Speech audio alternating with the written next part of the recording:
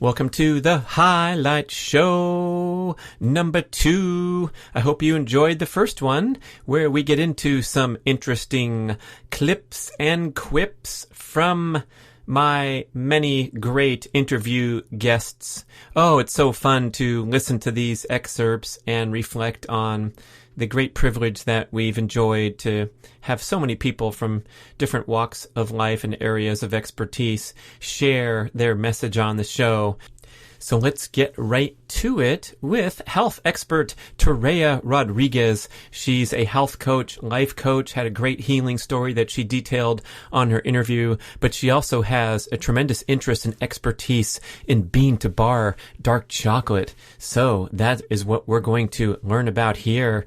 Get you excited, pumped up, motivated to become a connoisseur. I'm throwing out a few of my favorite websites for you to hit after you listen to this nice excerpt and go listen to the show. I'd say my favorite, it's been a while now that they're on the top spot, is lillybellfarms.com in Oregon, LILLIEBELLE, the Dark Star 80% bar. Don't think you can beat it. Just found a new one thanks to Seth Godin called Askinosie.com, ASKINOSIE. I also like the offerings at CoracowConfections.com, CreoChocolate.com, HughKitchen.com, HUKitchen.com, KellerMannyChocolate.com. That's the famous restaurateur Thomas Keller in Napa. So KELLERMANNI. RitualChocolate.com. Just found them too. Great stuff. And TazaChocolate.com, TAZA. So there's some websites for you to hit. And here we go with Toréa. I think I've always loved chocolate.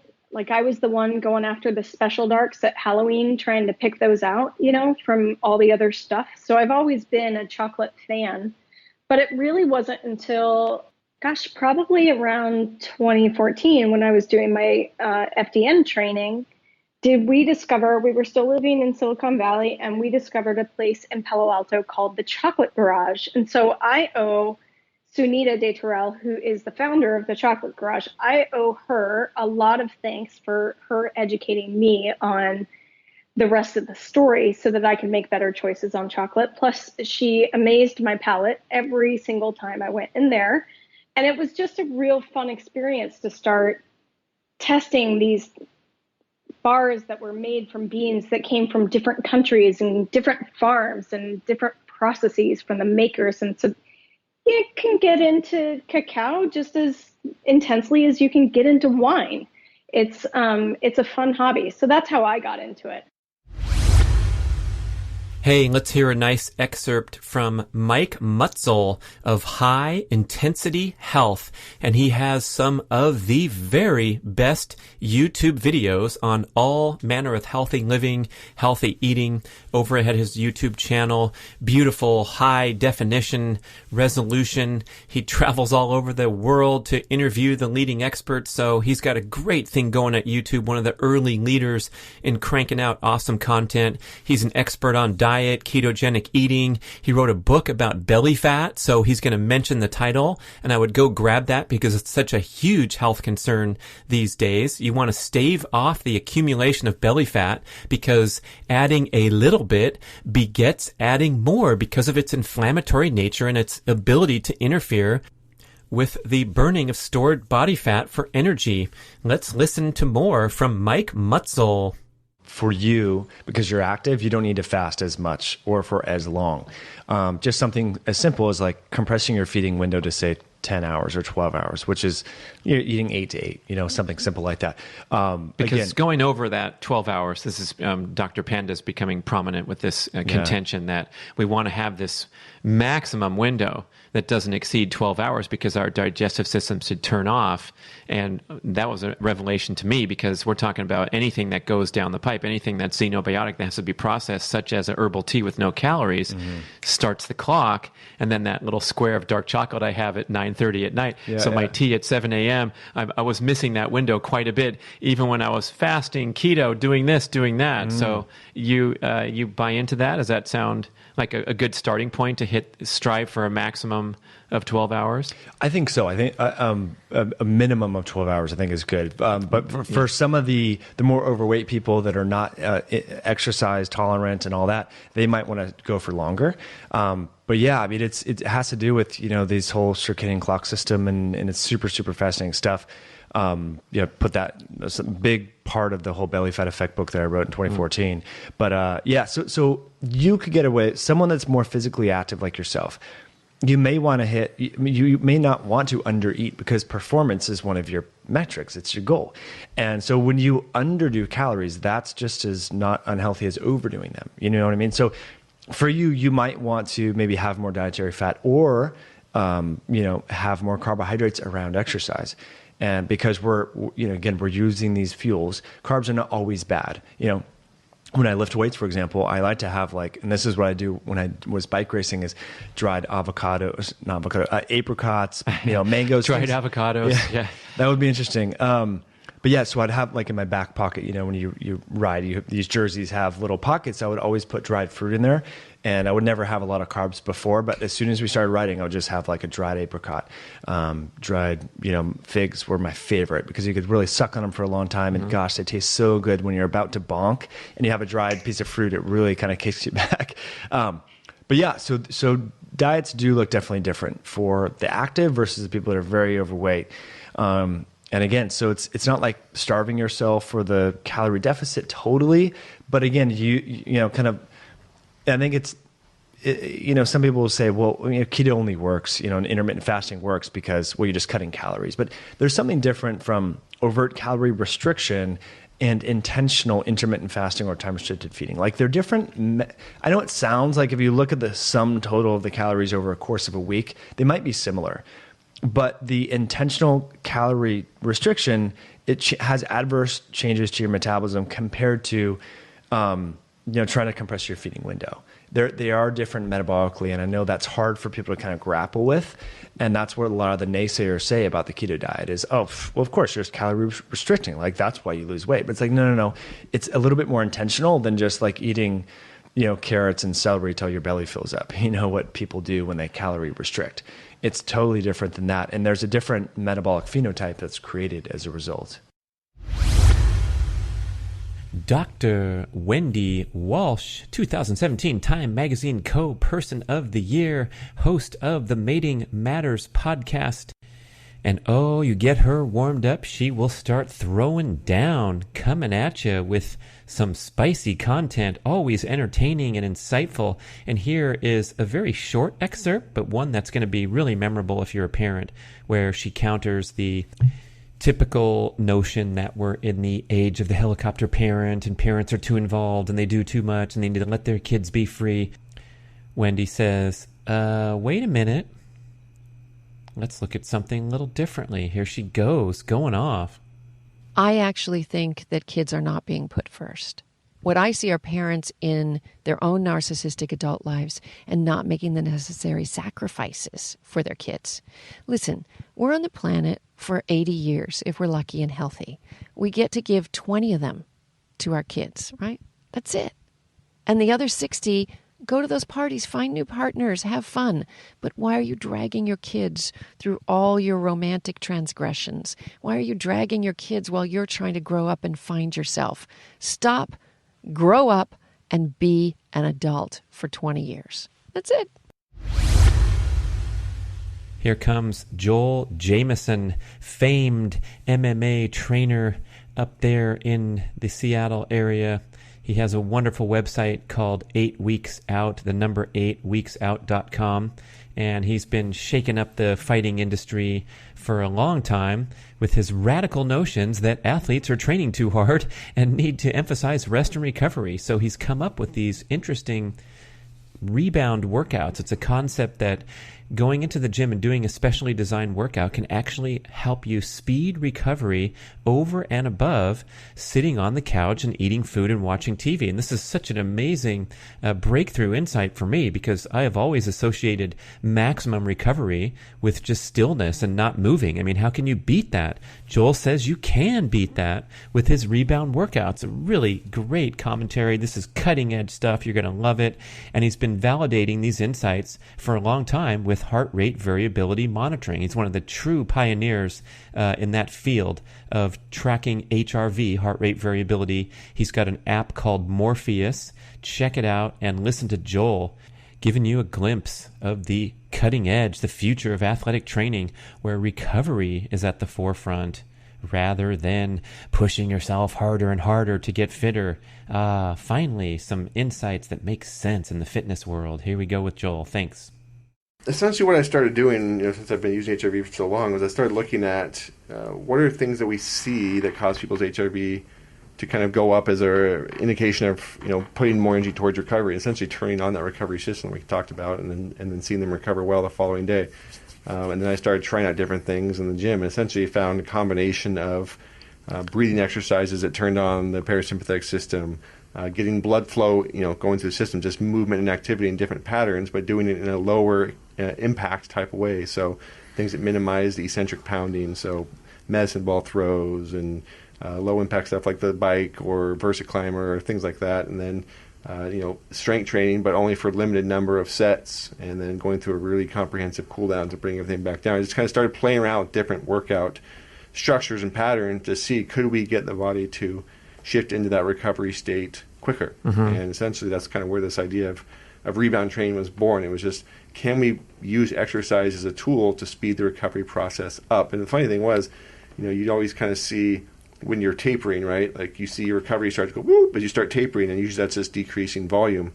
The question is your recovery going up because you're suddenly cutting your volume back, or because you're just doing these shorter, more intensely focused, but less volume-based workouts? And part of it, I think, is that. So essentially the whole thing is, it's hormesis. Like, can we use exercise by introducing just enough of it to promote blood circulation and blood flow and get some hormones going, and get our autonomic nervous system shifted into that parasympathetic state without going so much over that we burn so much energy that, again, now we're actually taking away from recovery. So again, that's kind of where this whole idea of rebound training was born. It was just this light bulb went off as I started to look at some of the HRV data, and I started to look at some of the military had done some tests in this area, and we basically just saw that there was actually some patterns to what we could do to get the body to shift more into that recovery state quicker.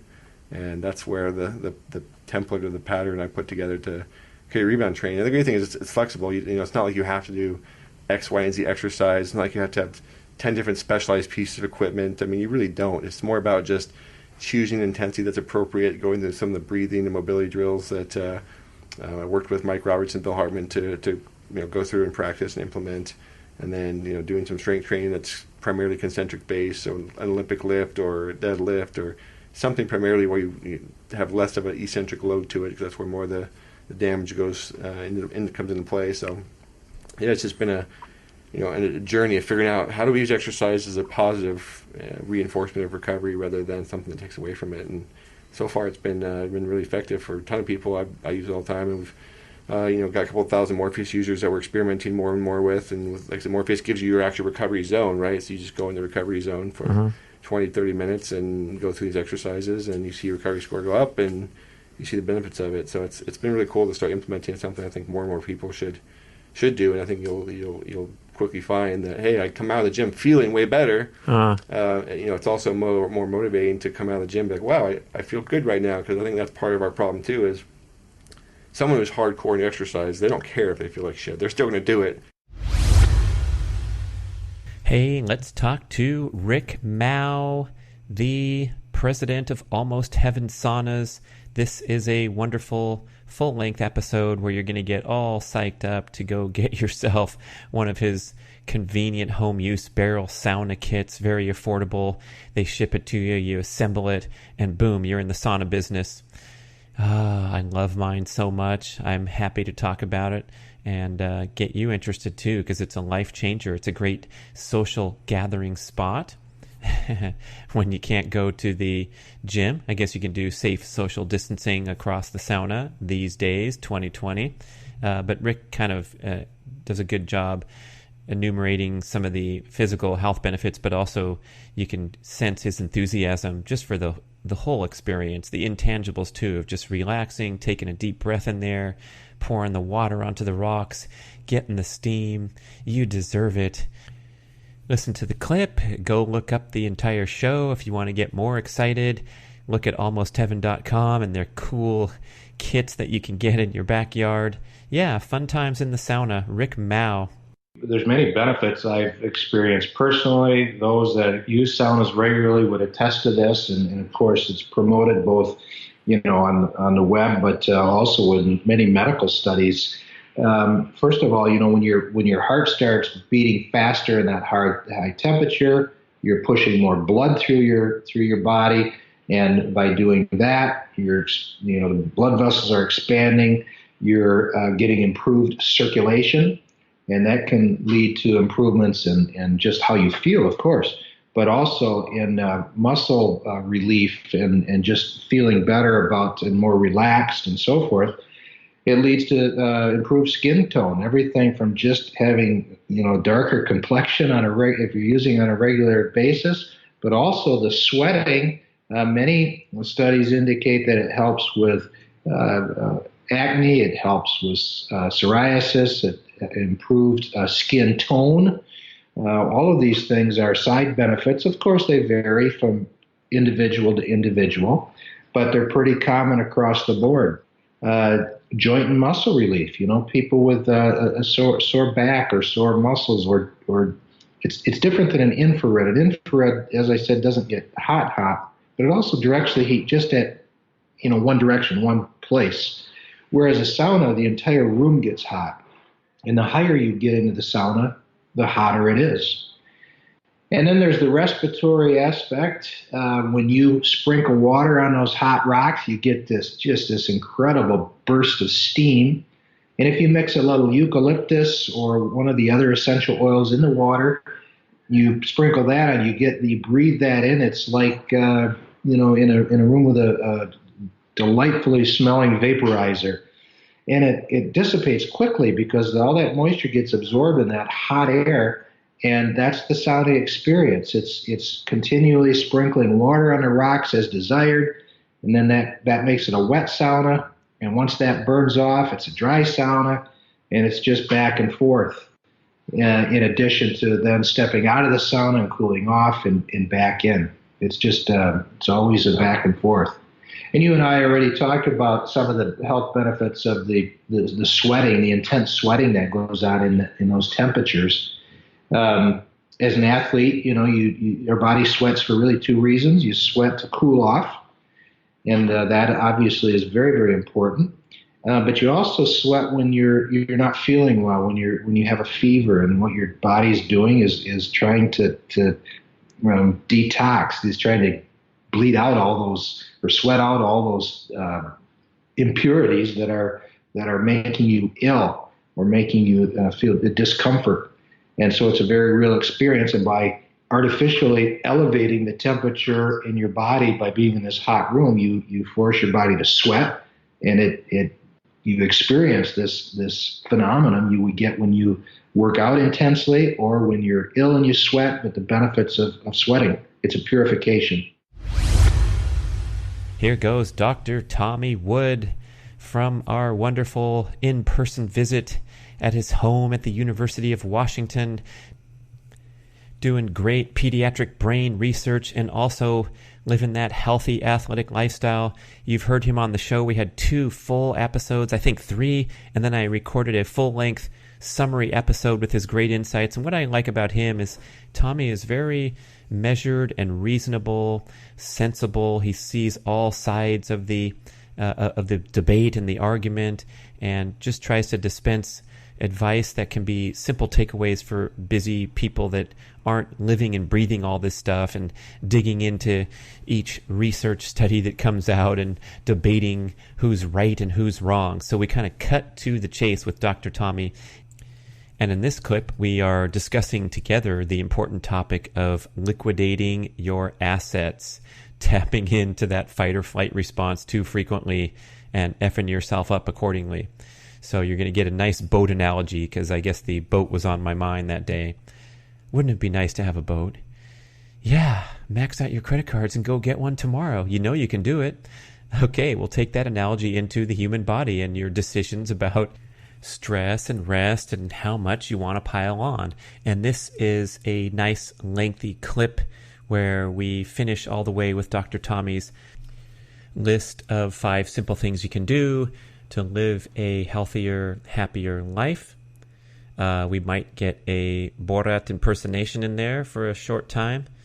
And a sneak preview, get rid of junk food, eat real food. That's Tommy's marching orders. You're going to get a ton of benefits from that. Everything else is splitting hairs, really. So when you're in this fight or flight, hot-wired state, that's an inflammatory state. Your elevated levels of systemic inflammation overall. You got heart rate, respiration, fuel usage. Would you call that an inflammatory state?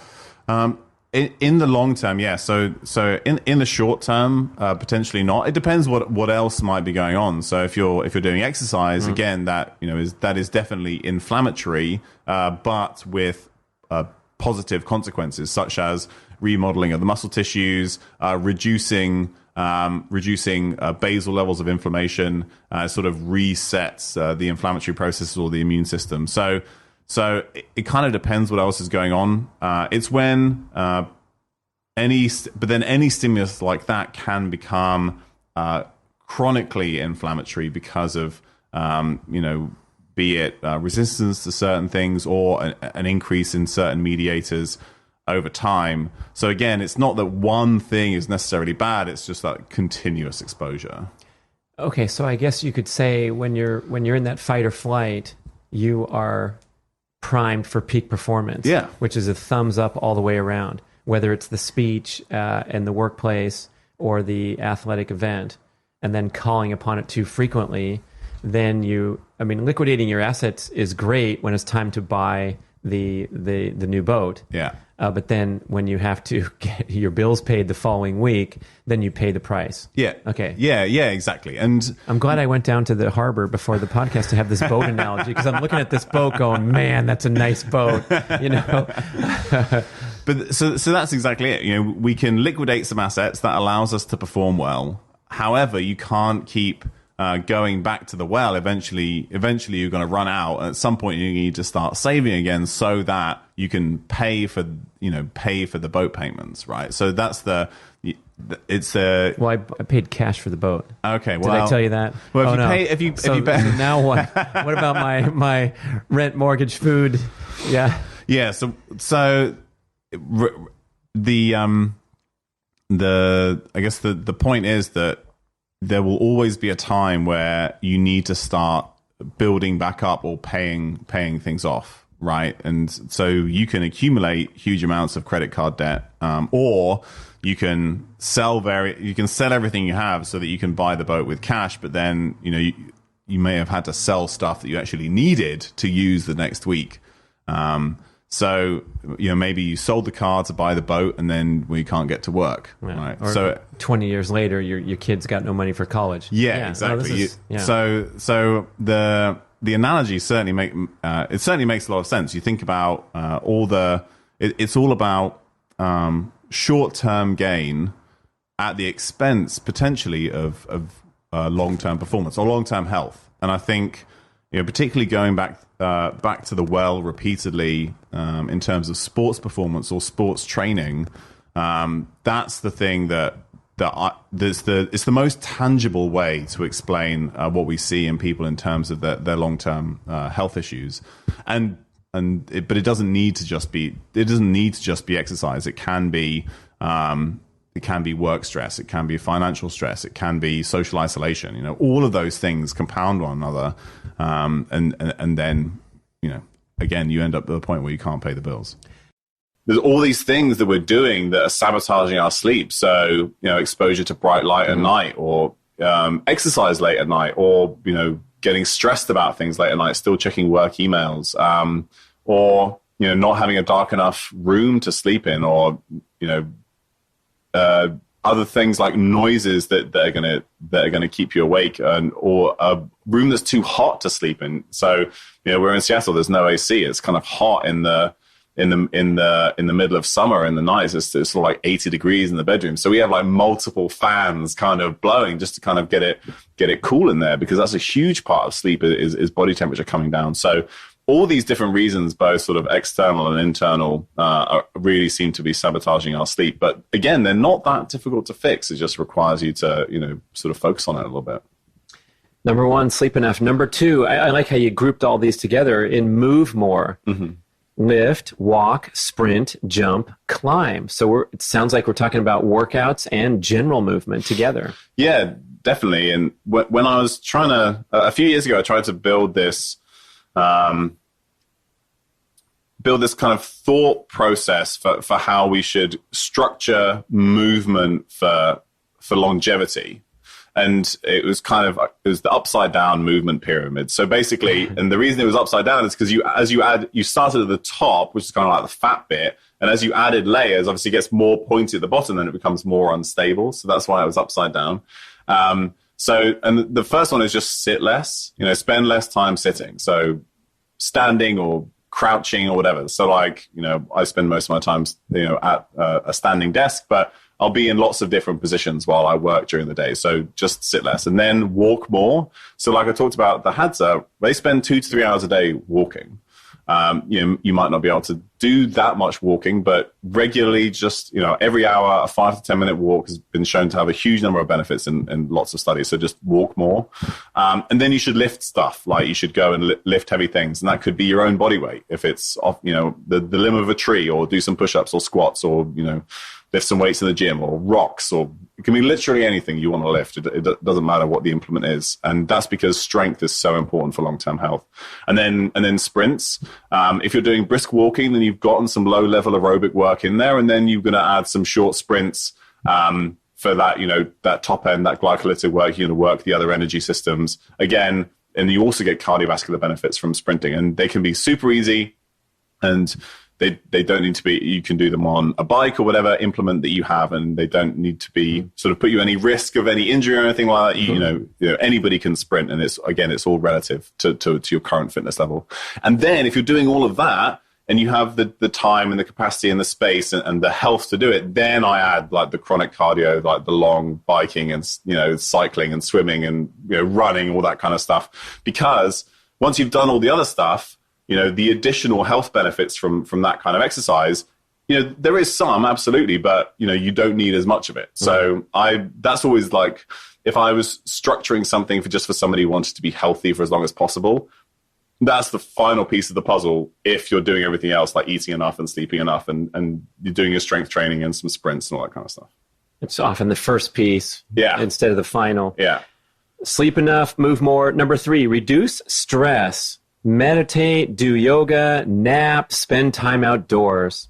Yeah, and so that's again, I guess one in that description, which I've done previously, I guess I don't expand enough on the fact that stress is subjective. So you are exposed to things that can make you stressed, but you don't have to make them stressed. So it's kind of there's a book called The Myth of Stress that goes over some of that. So again, it's, you know, can you recalibrate how you respond to certain things? And, you know, there's definitely, so I just think about conversations that I have with my wife, and one of us will get like really stressed about something, and the other will be like, why is this stressing you out? It's fine. Don't worry about it. So, you know, if you can start to recalibrate the way that you respond to potential stresses, that's going to be super important. But then equally finding ways to just, you know, focus internally and reduce some of those stresses. So meditation is great. Yoga is great. Just being outside, like, but barefoot on the grass, you know, there's just some amazing things that happen. You know, sunlight, you know,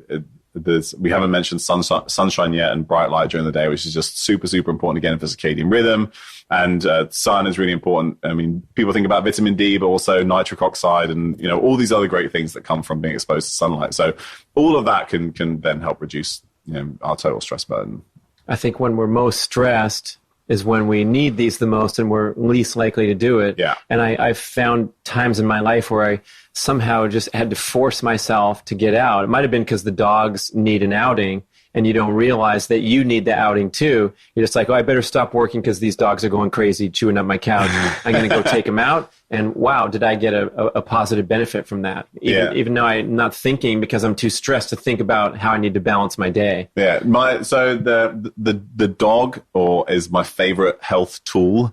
You need a whole show about that on the podcast, right? Because like they need to go outside. When you need to go outside, they need to. You can eat when they eat. They have usually healthy eating patterns, and if you're a good dog owner, they'll eat an ancestrally appropriate diet, which should be meat based. They are obligate carnivores in general, and they love to play. So I was on another podcast talking about this recently. Like the importance of play in humans, and the way that I make sure that I get my play in is that I play. I wrestle with my dogs. I have two 70-pound dogs. You can get down on the floor and wrestle. And it's just one of those things. I don't count it as exercise, but stress reduction, movement, I'm outside, all that kind of stuff comes into play just by having a dog. So yeah, they can do all kinds of great stuff. We definitely got some play in before we hit record. When Bowen saw me at the door, I'm like, what's up, playa? I mean, a white boxer is one of the most beautiful animals of all time. Yeah. And fuck the AKC if they don't recognize the white boxer. That's crazy. So people don't have generally have them just because they're not recognized by the American Kennel Club, which is crazy. I mean, you know why though? No. It's because they would win Westminster every year. It would be unfair to all other breeds. It'd be like best in show. Once again, is the white boxer. Who can compete? They go to Crufts and wipe the floor with everybody. Yeah. That's right. Okay, number 4, socialize with an S. Love it. Put down the iPhone. Have fun with friends and family. Have sex. As you say, have sex. Borat, think this very funny. Okay. Number 4. I think we've kind of covered a lot of that, both from, there's the we talked about the different positions. Oh, so yeah. We covered that. Yeah, Brad took some photos. They'll be in the show notes. Just in terms of the mental health aspects, and then also the physiology, socializing, human contact, touching other people, hugging people, having sex. Like, it's just this. So many amazing things that come, and we can make it scientific. There's the studies that exist. I could talk about the studies that do that, but just in reality, we know how much better we feel when somebody gives us a hug. We know how much better we feel usually after we've had sex or some kind of contact or interaction with another human who we love. So that stuff is just incredibly important, and it's one of those things. It's often the missing piece. When somebody has their diet dialed in and their exercise dialed in and their supplement stack dialed in and all that kind of stuff, that's the missing piece, which is often the case. And actually, I'm just going to quickly go back. I forgot to mention something in the stress thing.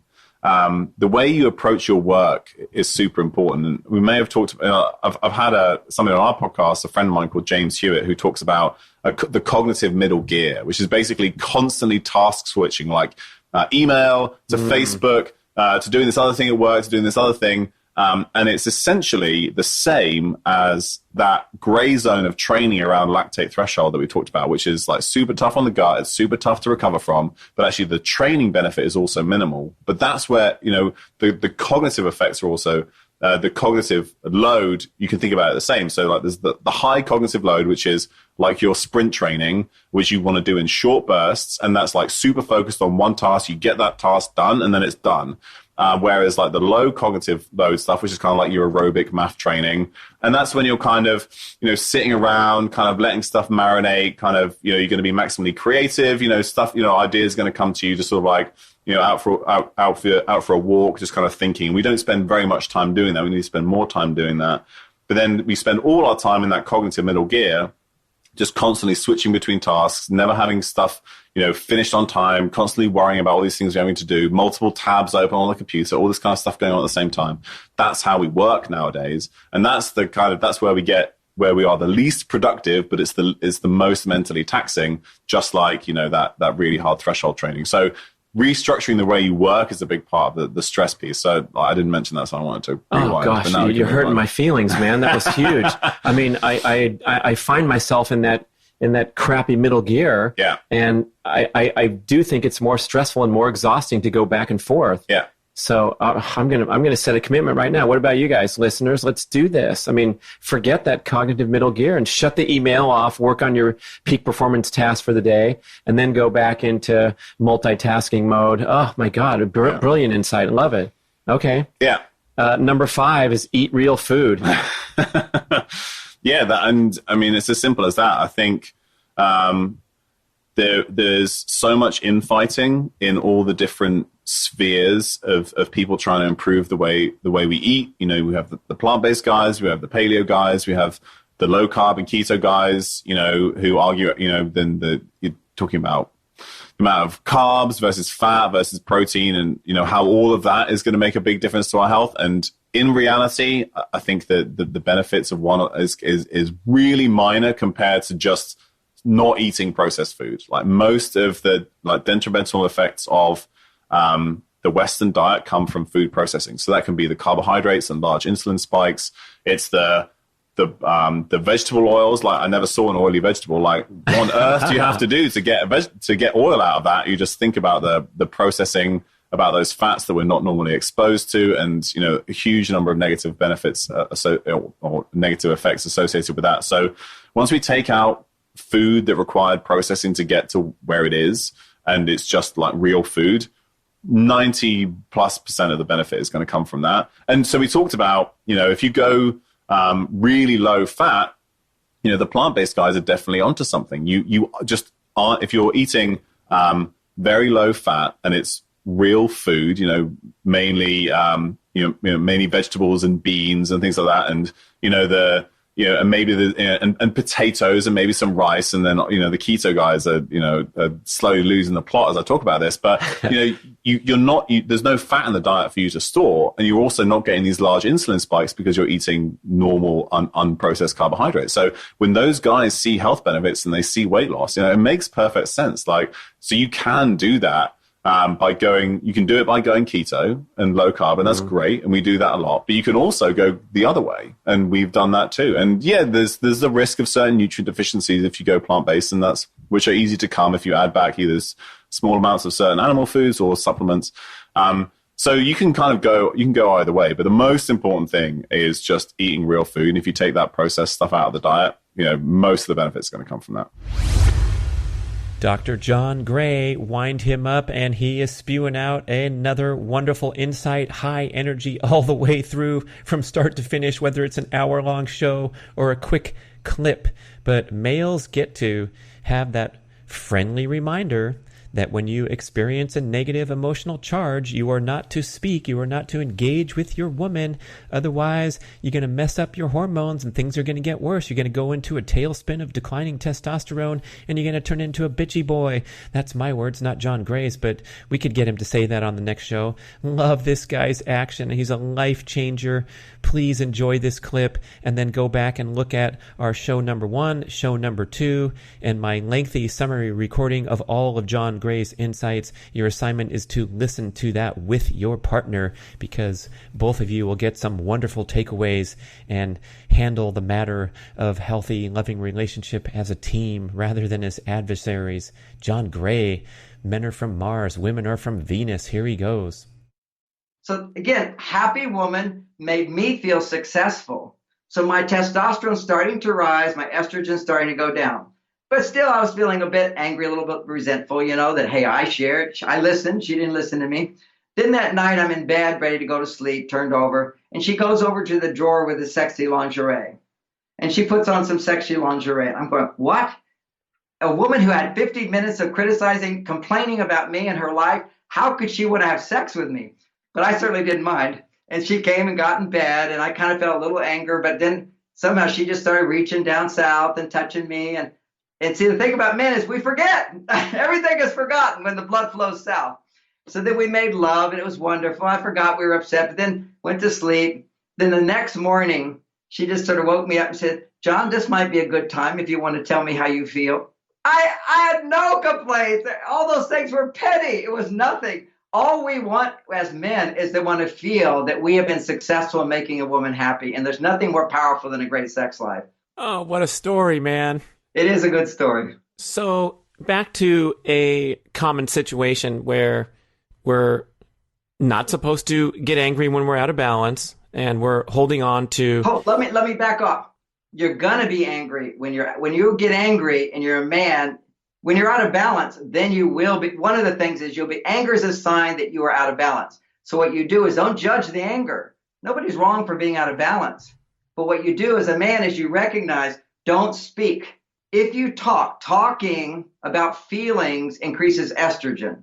Talking about solutions might create testosterone. If your partner said, oh, what a good idea, but they're not going to say that right now. So if you're angry, you need to take distance. Distance creates testosterone, and do something that increases testosterone. Now, in my book, I said a lot of things, but basically exercise, meditation, anything you're good at will build your testosterone levels up.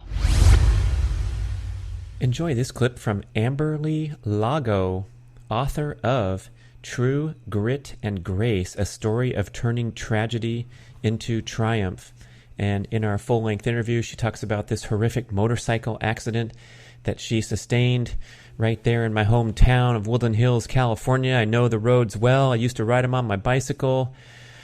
Oh, man. And a terrible ordeal of numerous surgeries trying to save her leg and leaving her with crippling pain for a very long duration ordeal that's still going on, as she mentions in the clip. But she talks about how she had to rewire her mind and her beliefs and reactions to pain and deal with it and try to live in gratitude and just fight this battle every single day. An incredibly inspirational, motivational story. You're going to love just this quick clip, and I think you'll be compelled to go back and listen to the entire interview and look at her book too, True Grit and Grace, from Amberly Lago. She's a personal trainer, mindset coach, motivational speaker, all-around positive human being. Here we go with Amberly. It's hard. It's hard waking up and not knowing how bad my pain's going to be. And I have people ask me all the time, well, you've healed from your surgeries and now you feel okay, right? And I'm like, no, I have pain every day. And I just had someone ask me, I just did another interview and they asked me, well, so you're not in pain anymore. And I know she had just told me she had had dental work and she had a toothache. And I said, well, no, I'm in pain. I said, imagine that toothache. I said, but it's in my foot mostly and it's every day.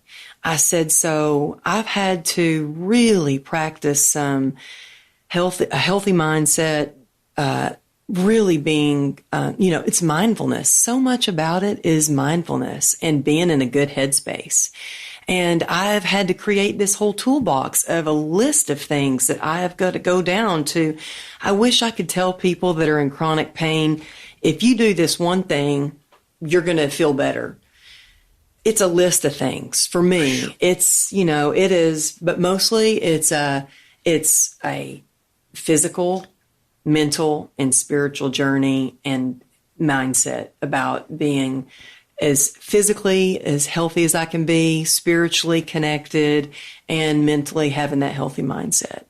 So if you go off track a little bit, like you have an overly stressful day because they forgot to put your daughter in the right class in elementary school and you had to go meet with the principal and then you got into a traffic jam and then this happened and that happened and you're off your A game, I imagine you have good days and bad days. Mm-hmm. And so this toolbox that you created, this, just hearing these, the terminology that you use is very empowering, and you're on to some. That's why I loved your story. It's like you're hitting these secrets and not saying that it's super easy and it's fun and I'm better now, like we watch in the movies, but that you're into this engagement every single day and using your tools.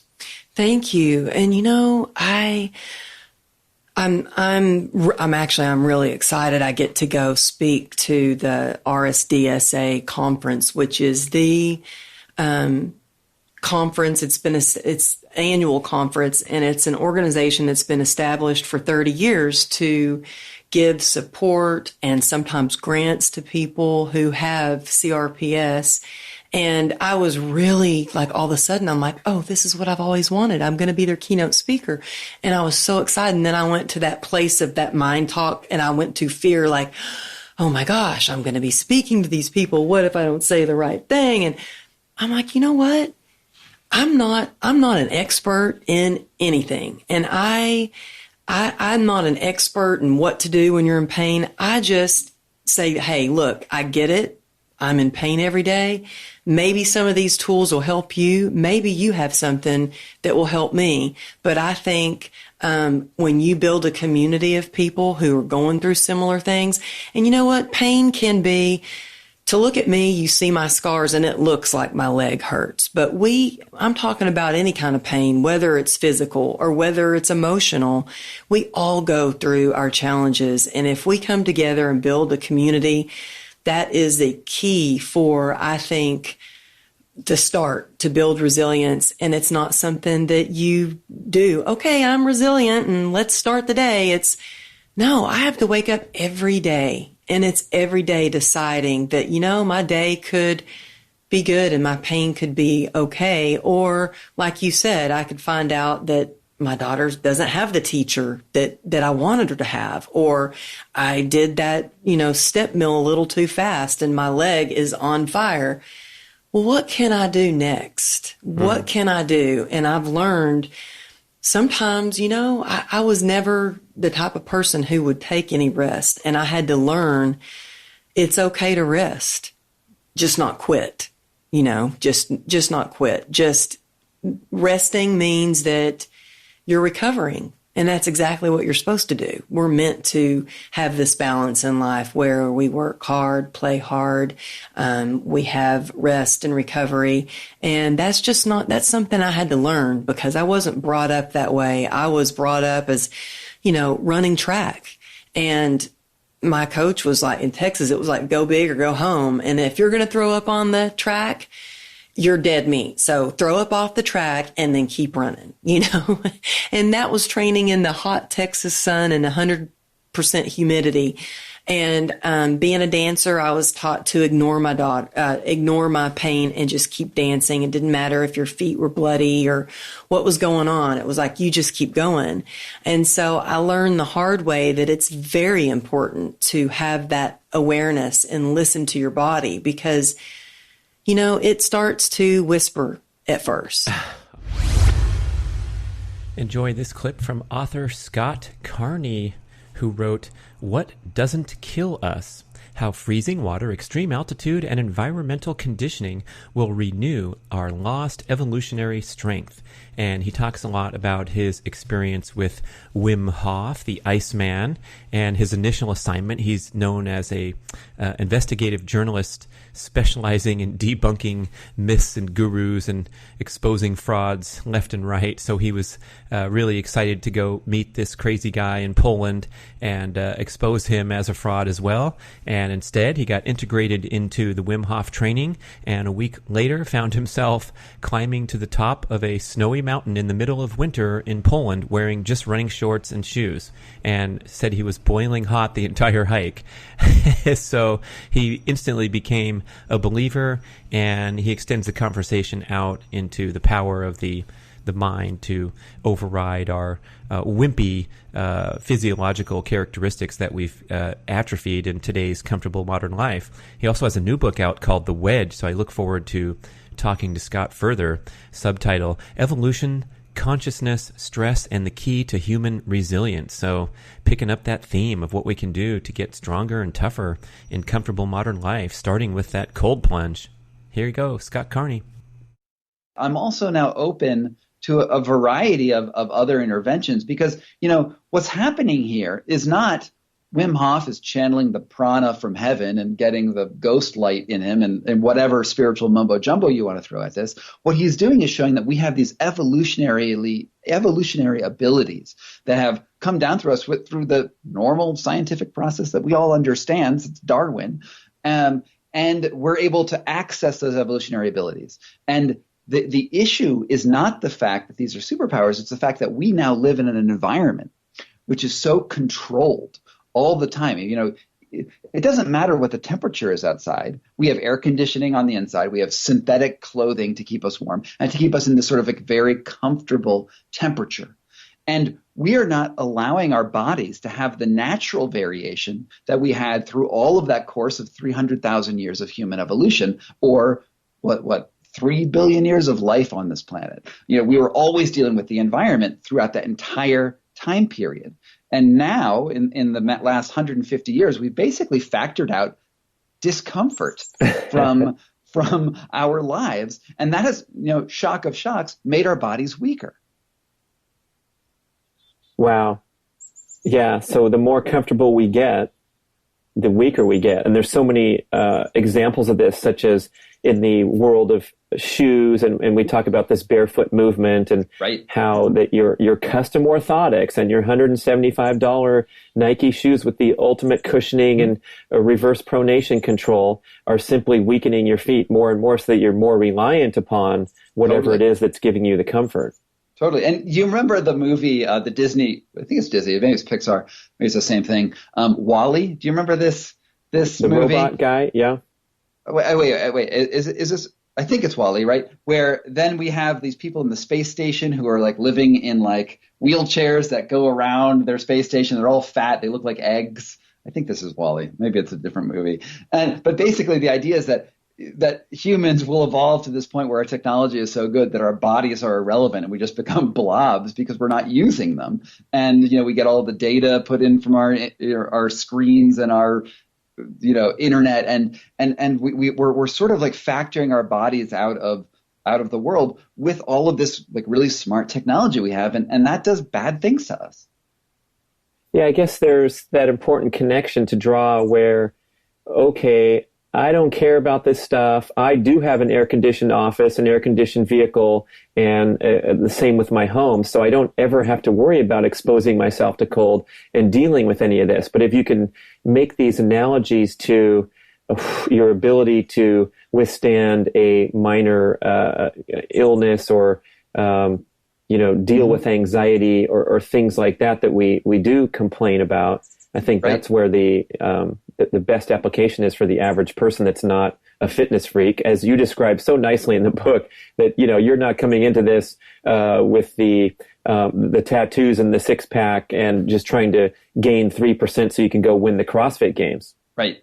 Yeah. I mean, I make no pretenses that I am a super athlete or anything of the sort. I am a guy who's not horribly unfit, but I'm not somebody who is the top competitor at any, particular profession. What is fascinating and what is most meaningful to me is that you don't need to be a super athlete to gain the benefits here. You are probably a normal person listening to this podcast, or maybe you're a little bit more on the athletic side, or maybe you're a little less than the athletic side. But the truth is that we've been sort of sold this bill of goods our whole lives, that the key to human health rests on these two pillars of nutrition and exercise. So the stuff you put into your body and the stuff that you do with your body to use that fuel you just gave it. And this is the essential, building blocks of every diet and fitness program ever devised. What the Wim Hof method and what I've sort of learned in my journey, even beyond Wim's stuff, is that it's not just these two pillars, but there's this third pillar that we don't recognize, which is the environment that you inhabit. That these passive things that are always interacting with us actually have a really dramatic effect on our life. And that feeling of discomfort, whatever that is, or even, whatever comfort is really our body telling us that it's not working. That comfort is this sense that, hey, cool, the environment's taking care of everything for me, so I don't have to do anything extra. And we are addicted to this idea of comfort. We're addicted to this idea that, oh, okay, something else is taking care of it, so I don't have to work. And comfort is evolutionarily, it's not a thing that we always had. It was always the reward at the end of a difficult journey. You climb over that mountain to get to that next food source that made you a little bit more comfortable. It wasn't something that you always had on hand. And now it's just sort of this addiction that we have to the easy life. Enjoy my conversation with New York Times bestselling author Ashley Merriman, co-author with her writing partner Poe Bronson of great books, one of them called Nurture Shock, a must-read for any parent wishing to raise their child in a healthy manner, and then her other book, Top Dog, The Science of Winning and Losing.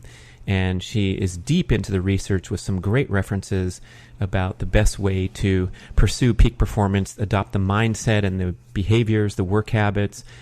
She counters a lot of the conventional notions that we hold that can be really harmful, especially when we're talking about child rearing and forming those brave mindsets that are comfortable with competition, comfortable with improving, focusing on the effort. So that's one of her big takeaways, is that this has become common knowledge now that we want to have effort-based praise rather than results-based, but with a little nuance in some of her recent research talking about how it's effort toward improvement. So that's kind of the secret to not only success but also happiness in life, is continued effort directed toward improvement and making sure that you're improving from your efforts, not just making a lame-ass effort for the sake of making an effort. So that's my recap. Let's listen to Ashley talk about it in more detail, and hopefully you'll go back and listen to the full show. Fascinating conversation. Ashley Merriman, author of Top Dog and Nurture Shock. I mean, I know that I am not a natural athlete. The fact that I made it up here without tripping in the elevator is an achievement, but I can work with the things that don't naturally come to me. And I can also work better and harder on the things that do come to me. And in both cases, it's on me to improve. And that's where the focus needs to be, on improvement. It's not about where I am now. It's where I want to be. It's been thought that's the key to happiness too, is to focus on the effort and on improvement, regardless of your. You mean focus on the where improvement? You rank? Yeah. You said not improvement. Oh, focusing on the effort and on improvement. Oh, on improvement. Yeah. Yeah. Well, I think that, I've been trying to back off an effort just because it's an example. It's not the sine qua non. It's the example, because effort is something in theory I can control. Mm-hmm. But if you take anything too far, it can become like it's some innate ability you either have or you don't. So in the US, we're obsessed with smarts. In China, they're obsessed with effort. And effort. You have to go to school, and then you have to go to study school, and then you have to do this and you have to do that. And Flory, a couple researchers studied, and, kids in China go, I don't know, I just can't work as hard as that other kid. I got to go sleep. So they're actually believing that the ability to put out effort is something that they don't have compared to the other kids who were staying up for extra study. Oh, I like that. So it's anything taken too far can be almost taught that it's an innate ability and you either have it or you don't. It's more about focused on what's under your control and can you improve it over time, and not be so worried about the result. And I tell athletes and teams that all the time, which is really funny, especially in professional teams, because they're all very clear. The owner really doesn't want to hear that winning isn't important. And I always laugh and go, yeah, I know. But the thing is, it's okay if I just keep rambling. The thing is, you got to keep rambling. You're on a roll right now. Yeah. The thing is, if you focus on the result, you don't realize why you were successful. Sometimes you succeed because of dumb luck. Sometimes you succeed because the other guy had a bad day. Well, you can't count on the other guy having a bad day the next time you compete, right? And sometimes you're there just because it's easy, right? I mean, I know Olympians and professional athletes who will flip out because they won. And they knew the competition. They knew the field. They knew they were going to win. They weren't there for the win. They were there to a personal best or to qualify for the next round of the next competition. So the idea that they won means you miss the opportunity to sort of reflect on how you can improve. How did you do better? And I also think it's really important because, there are all those cliches, don't look a gift horse in the mouth, don't. A win's a win. Right. Don't fix what ain't broken, blah, blah, blah. But it's more constructive, but we naturally take apart our disasters, right? We naturally go, oh, we got to rethink how we did this. We don't want this to happen again. It's less natural to take apart your win, again, for all those reasons. But if the normal course is win, lose, or draw, we sit here at the table and we talk about what went right and what went wrong, then it's less traumatic to do it for the loss. Because it's not like, oh, well, we lost. We better sit down. You kid, you did badly on this test. We better talk about what just happened and what went wrong. It's like, no, that's just what we do. We always talk about how we can improve no matter what. That makes it less of a big deal, makes it more empowering, less threatening, and more engaging. Yeah, the great champions do that. Tiger Woods wins the Masters by 12 strokes and then decides to rebuild his swing and fall off from his peak performance level for 2 years while he's honing a better swing because he knew that he was relying on great timing and that his great performance notwithstanding. But it's an extremely rare example. Like most people who blow away the field in a major are not going to go tweak their swing immediately after. Right. Well, that one is such an extreme thing because I don't know if you had asked him at the time. I don't know, maybe you do. But if you had asked him, yeah, but you're not going to win for 2 more years. Would he have said, oh, well, maybe there's a middle ground or maybe there's a different approach or maybe I should just keep going then? I don't know. That would be really interesting to ask him. We should tweet him and see if he answers. Yeah. But I think that the idea that, are you willing to sacrifice a period of wins or successes when you could be successful in favor of that development? I think that's pretty interesting. I know that there's some researchers who've looked at like the evolution of high jumping and the flop and going backwards or forwards. And how do we do that? And be like, oh, that's just completely crazy and it's never going to work. But when you actually look at the history of how they were doing it, it seemed more of a natural progression and not some sort of revolutionary thing. It's just those of us who only watch, high jump or